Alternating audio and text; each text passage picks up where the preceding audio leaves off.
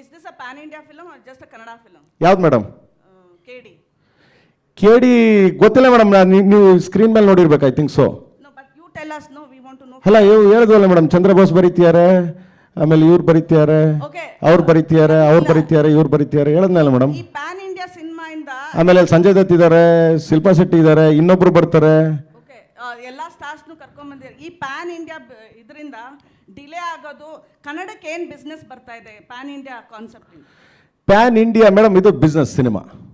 Okay, So you only think about Business. other languages, not Kannada cinema. What business are you giving to Kannada cinema is important? No. What business are you giving to theaters in Kannada cinema is important, right? Yes Yeah.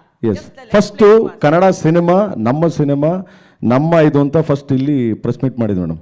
ಇಲ್ಲ ಅಂದರೆ ನಾವು ಬೇರೆ ಕಡೆ ಮಾಡ್ತಾ ಇದ್ವಲ್ಲ, ದುಡ್ಡು ಹಾಕ್ಬಿಟ್ಟು madam, ಒಬ್ಬ producer ದುಡ್ಡು ಹಾಕ್ಬಿಟ್ಟು ಸೋತ್ಬಿಟ್ರೆ ಎಷ್ಟೋ ಜನ ಇವತ್ತು ಕೇಳಿದಾರೆ ಪ್ರೊಡ್ಯೂಸರ್ ಸ್ಥಿತಿಗತಿಗಳನ್ನ.